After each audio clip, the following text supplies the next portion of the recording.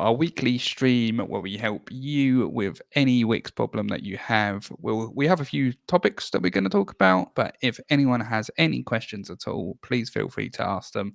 I am Joe, and I am one part of the Wix guys, and below me is. I'm Carl. I'm the creative side of the Wix guys and help with design elements and all the things that make things look pretty, but also hopefully laid out in the correct way to help convert stuff. And we are having a little bit of technical issues today, so if there's a little bit of lag in between the two of us and any sound issues, sorry. That's all I can say about that, really.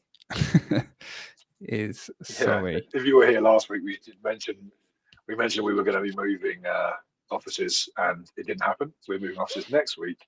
But in return, what that means is that all of our stuff is a bit up in the air. So we're still here though, still representing, but just to say, things might actually be a bit different. And one question that you're probably going to have is why you should listen to us. So, other than naming our company the Wix Guys, which obviously means we think we're good at Wix, we are Wix Legend partners, which is the highest tier of partner that you can get. And we've made over 500 Wix websites now. So, you could say we know Wix pretty darn well. Carl is generally the designer side of it. So he makes the websites look pretty and look modern and up to date. And then I am more in line with the technical stuff. So all the back end stuff, but also making sure that it works from a user point of view as well. So that's how our skill set sort of split. So if you have any questions, please chuck them our way, and either me or Carl will be able to answer it. We're pretty confident about that, unless you throw something completely curveball at us. And then I reckon if you can ask a question about Wix we don't know the answer to, we will send you a prize. There you go. Challenge. Sure, that's coming out of your personal bank account. No, But that's great. it will be the Wix guys merch. It Um, won't be anything exciting, I'm afraid. You'll get like a mug or a pen or something. oh, yeah, But I agree. there you go. Yeah, we got all of Yeah. those. Um, so yeah, I was gonna. Have you got any topics first before I I don't know dive if into you go topics? if Well, where you've to go got some, first? then go for it. I've got some already just in case we need them as well. Okay, so one of the things I want to talk about is attention spans. I'm going to start with attention spans. So the amount of time you have to actually give someone a decent impression of yourself when they land on your website is forever dropping and getting worse. We used to talk about 5 seconds. Don't know what the latest stat is, but I reckon it's probably less than two. It's quick in terms of how Joe's going to Google it for me Yeah. now. But a big thing about your website is that when someone lands on it, they make a decision instantaneously. First impressions count, right? So they'll make an impression on your website and then they'll decide whether or not they want to stay. You might have heard of a thing called a bounce rate, and what a bounce rate is the likeliness of someone, is the amount of people that come onto your website and leave after seeing just one page. That is a bounce rate. So they don't go anywhere else. So, for instance, they land on the home page and then they don't move across to the About Us section or the Services section.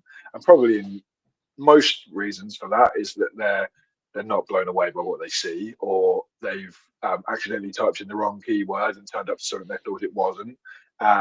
But if you can reduce that bounce rate, bring it down as much as you can so that the people that are coming on your website are moving around the website or taking an action on the website, then you're in a position where people are actually converting and your conversion rate is going to increase because of it.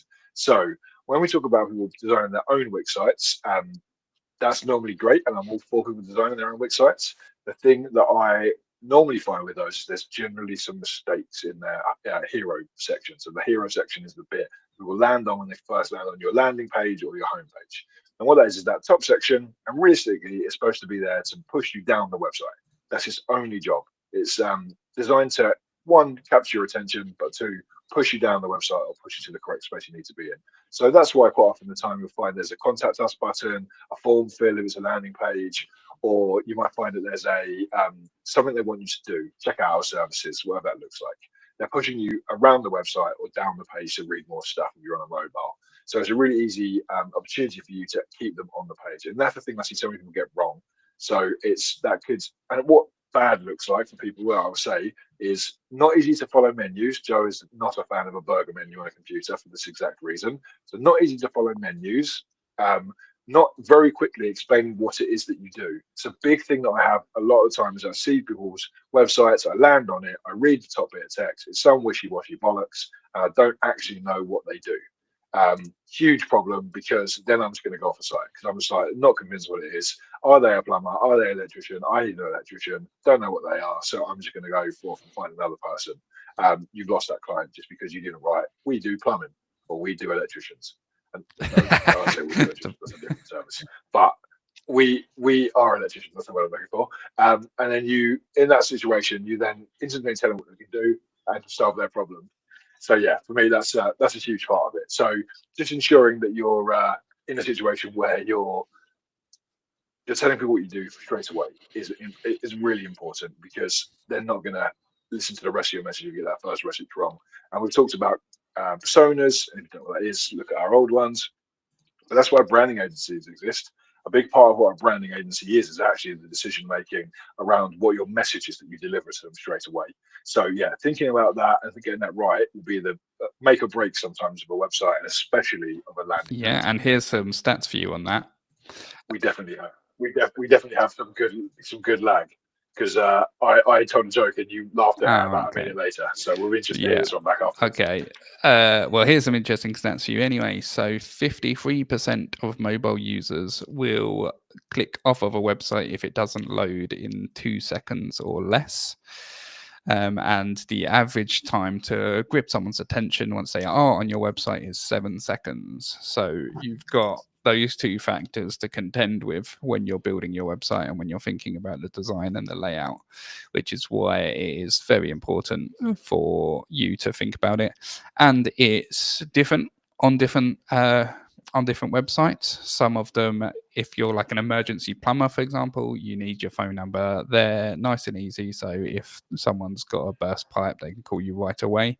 But if you're more of an information gathering type of or information giving type of website, then you might actually be pushing people down the page to learn more about your process or your service or your FAQs or what your charity does or whatever it is. So think about what the actual vital part of your website is, what it's there for, and then use that to guide your hero section, your navigation, any buttons that you have near the top of the website to try and keep people engaged and to give them what they want. Yeah, good one, Carl. I think it's an important one, and it's often a thing that people miss is just getting that bit right. It's the most important thing, because the rest of your website is actually useless if no one's looking at it, and that's what that is really. Is that's getting them to look at the rest of your website. So if you spend loads of time building loads of pages out for your different services, irrelevant if no one's landing on the home page and not going through. And you can check your bounce rate in your Google Analytics. You haven't set Google Analytics up. Wix does have an analytics system in it, but I would recommend getting Google too. It's a little bit more robust. But yeah, you can check your bounce rate in those, and you can see how you're doing at the moment, and you can make a decision about where you go forwards. But some little tweaks to your homepage will make a massive difference. Yeah, and it's not too difficult to do that. I think I have alluded to some of those things you can do. But if you wanted to ask more questions to us, then you could always jump on and ask us a question, and we'd happily answer it for you. And just in case you're looking through your Google Analytics, trying to find bounce rate, they actually call it engagement rate now, but we still call it bounce rate because we've been doing this for a long time. And so we still call it bounce rate, but it is the exact same stat and saying the exact same thing. They've just called it engagement rate rather than bounce rate. I want to take this as a little interlude, Carl, to let everyone appreciate these new name graphics here. This is mine, and then I can't point to Carl's, but it's down there. Because you know we are like professional now and stuff. Like we've done how many? Like 5 streams. So we thought we probably should. More than that. Is it? I think it's 5. I think so. I'm going to put a bet on 5. But so we thought we might as well actually try and put some effort into making it look a bit better, so you can see. we built all these lovely little bits, and then I left my laptop at home, so I've had to use my other computer, and we have internet issues, and so everything that we've done to make it look professional has been completely wiped out by unorganizing for ourselves. We had a busy day as always, but it was a particularly busy one today. Yeah. And we've got these pink lights as well. Like I've got some pink lights down there. Carl has pink lights. So, you know, we are investing in this stream. We're here. And we can do stuff like this as well. Don't know why. Oh, raining. Oh, we can do that. We It can. was sad. If you say something like important, you can do some confetti. There you go. I just wanted to point out. It's very, very good. I'm there. Thanks for spending the time doing that. But we had a really cool day. So one of the things, the reason why I'm a little bit late today is one of the things that we did is that we actually got nominated for an award. So we are finalists in the Business in Maidstone Awards, which is where I'm based, and we are up for the Creation, Innovation, and Digital Award for the Wix guys, which is great. And I had to go do some filming for that, and got caught in the rain, and then got on the way back got in the blistering sunshine of the English weather. But yeah, it was a great little day, and we we're really happy to have our first award nomination. And the reason why we got nominated was because of our motto really is that we like to help the SME.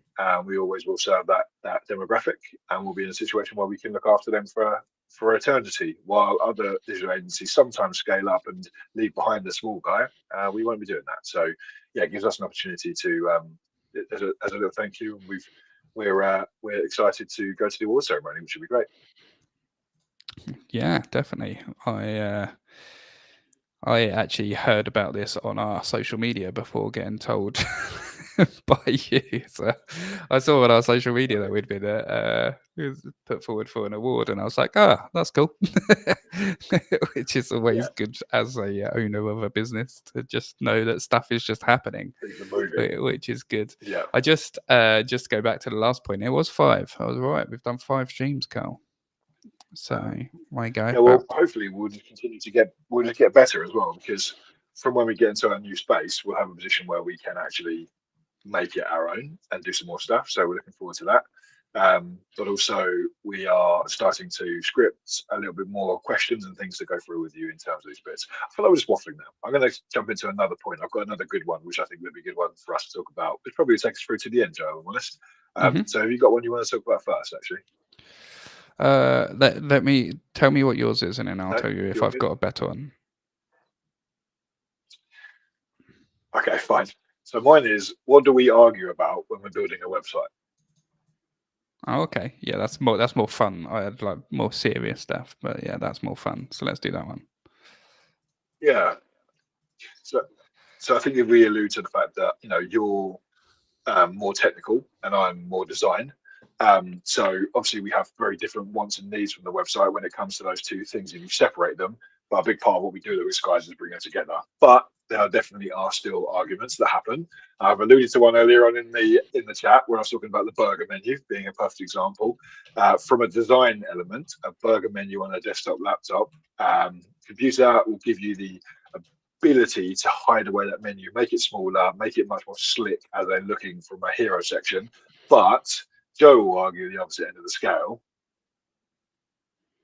Yeah. So if you are making the user have to do more clicks, the general rule of thumb is the bounce rate that we were talking about earlier will be higher. And by putting in a burger menu, you are by default making someone have to do one click to even see what options there are. Whereas if it's just there at the top, the navigation menu, they know what the options are, and then they're able to click through to the services if that's what they're looking for, or to the About Us if that's what they're looking for. They don't even know that that's an option. So you're completely losing even the option to tell them what amazing stuff you do and what they can expect on the website. Yeah, and I think another thing that makes us argue quite often is the use of animation, big video imagery, things similar like that. Anything that makes the site heavy, generally Joe's not going to like. But for me, making stuff look designed and pretty can make someone want to buy. So it's making that mixture between making something look great so that people are blown away by the website that you have, but also keeping the load times down, because the load times are an important part of SEO. Making sure your page speed is quick is something that people look into, and also making sure that your page is accessible. Quite often, the addition of loads of different moving parts make things a little bit more less accessible for people who may be using a screen reader or have high contrast on their computer screens, meaning that you are alienating a whole bunch of people, especially if your target audience is related to that. If you are a charity that deals with people that have problems with, like, if they're blind, for instance, if you don't have an accessible site, you are going to be alienating all of your clientele. And having this beautiful waltzing and dancing, lovely moving around with things happen on the mouse clicks and things similar, looks great, but actually it doesn't service those people. So yeah, you need to ensure that you're getting those bits right, because we do argue about things swinging in from the sides and lovely imagery being too large. Yeah, it's important. Yeah, and something that people don't realize, especially if they're not web designers, is all of that stuff just adds to the load speed. And if you're using the Wix editor, i.e., not Wix Studio, the Wix editor, the drag and drop system, the load speed's already going to be quite tight. So then, if you're also adding in like a massive, really large file size video at the top in the hero section, and then a video halfway down, and then this crazy animation where stuff flies in all over the place, and a parallax here and this and that, it's just going to add to the speed as well. So you need to keep that in mind as well. I'm trying to think. I was actually looking at some of our recent websites to see like what elements we would disagree on. I'm Well, I struggling think the other one than that those two.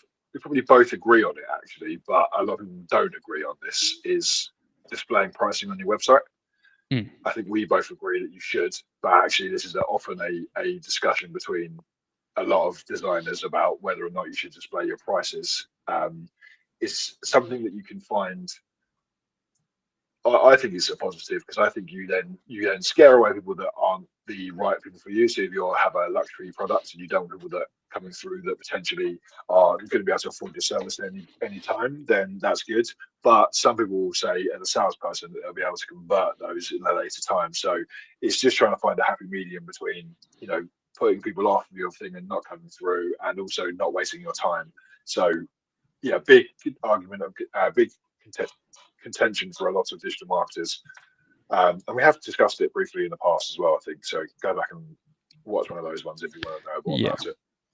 And I was thinking that another thing that is quite common between like a designer or someone that's design led versus someone that's technical led is the wording on the site. But I think we're actually both quite in tune with that, because I have countless amounts of websites that I go on to their website and I have no idea what it is they do or who they do it for, because they're using overly flowery descriptions.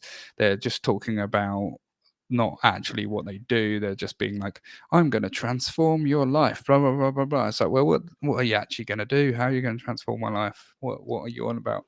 But I think we're both quite good on wording, being quite direct and to the point and actually making it all make sense. Yeah. There's really simple ones as well, like having your buttons say different things. So like saying buy now over learn more is a much more direct delivery of what you want them to do. So they are much more likely to push them to actually do it. Whereas learn more is really passive and taking them somewhere different to then learn a little bit more and then maybe buy. So if your website, that often is a thing of contention around the wording. Again, this is sort of what I was talking about earlier on with that. It's messaging. It's getting your messaging right. Because also, if you're, the government or the NHS, buy now, like shoving it down someone's throat is not right either. So like, you need to fit the right messaging for your brand and your customer avatar.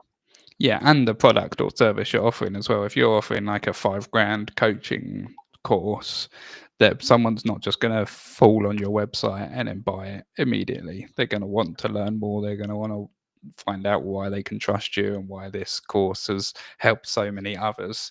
So if they went on the website and it's just £5, buy now, buy now, buy now. That is not going to work because no one cares yet. Whereas you do then need to nurture them and take them down the funnel. Another one that I think comes up quite a lot is colors and fonts. So somebody being like, oh, I want bright pink with purple writing on top of it. I'm like, well, that's just not going to work because from a contrast point of view, that's not enough. There's two reasons why that's a problem. One is that it's hard to read, so therefore it's going to make it more difficult to do anything you want them to do. But two, it actually makes it really hard if you've got some sort of problem with the site, especially like color blindness, things like that, actually really make that difficult for them to read it, and they just physically won't be able to read it. So you're alienating a bunch of your customers potentially just because you liked two colors more than anything. There's loads of contrast checkers. Wix actually has got one built in as well if you go into the apps, so you can look at the contrast checkers that are there. But it gives you the opportunity to just make sure that you're being accessible, which is huge, and it is a ranking factor for SEO. So yeah, important. And the other one for me is fonts, where we use big swirly cursive font which looks pretty but actually is actually illegible, like you can't actually read it. It's like if you see some people's signatures, you're like, I don't know what that means. It's very similar to that. Yeah, it just makes it hard for you to understand what's going on. I feel like you've frozen, Joe, with your eyes wide open, like you're staring at me, so I'm going to keep talking. But yeah, no, for me, you say there's lots of things that you can argue about, and actually it's just trying to find a happy medium between those things and make sure that you are in a situation where you're back. Hello. I lost. It was me who had the internet issues in the end. Good news is you didn't freeze in a really embarrassing way for yourself, so that's great. Okay, I definitely won't check that out later then. No, I wasn't looking at back. Yeah, that didn't help you out at all. I'm not sure if you went onto it, but I was also going to say the same for text size. Did you talk about text size? Oh, because no, I talked about fonts and being like squiggly fonts, but actually, yeah, because we've had it before where you've done because we also, when we do websites, we do the design of the website first before we actually physically build it. And I had it before where you've done a design of a website with smaller font, which looks, because general rule of thumb, if you're going for luxury, smaller font looks better. But there's like some, so you should keep it a size 16 or up for people who are visually impaired. So there's some rules like that you have to take into account. But when you're doing a design, you make it a bit smaller sometimes because that's actually what looks good in this strip that you're building. So we have had that contention a couple of times. Well, not contention. I just tell you you're wrong and do it the right way. And I change it because being accessible is important. Yeah. You have to, unfortunately, what you think is right is not important. It's not actually important. That's the big thing that we're sort of alluding to here. Is that actually you've got to do what is right, and you've got to ensure that you are doing what's right for your customer, and not for you. Yeah, definitely. I'm not sure if you said about uploading your own fonts as well, how that could be quite dangerous. So people might not realize they might have an Adobe font, for example, that they use for all their marketing material, and then upload it into Wix to use in the text. But the font, when someone's browsing a website, the font that is shown is from the user's browser. So it's always safe to use a Google font, because that user might not have the Adobe font, for example, that you use on your website, and then it defaults to Arial.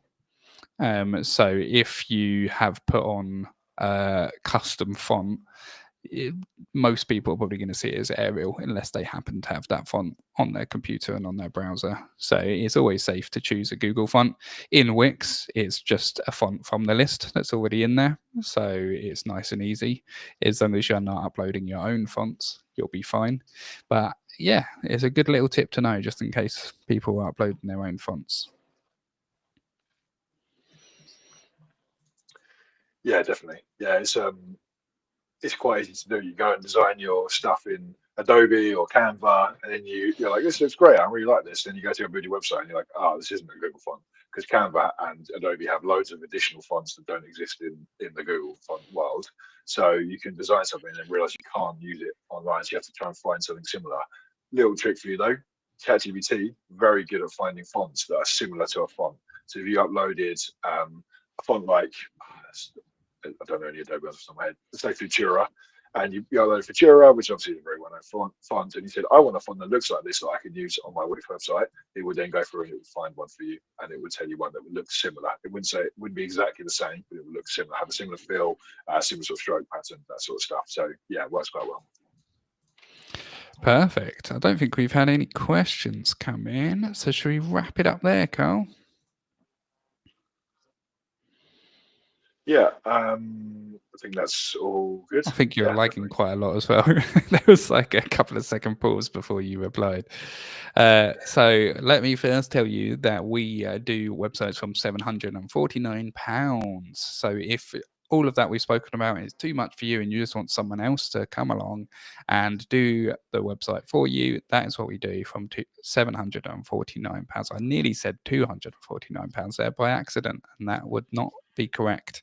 £749. So click the link that is now just popped up in the chat, or scan the QR code that is underneath Carl's chin if that is interested for you.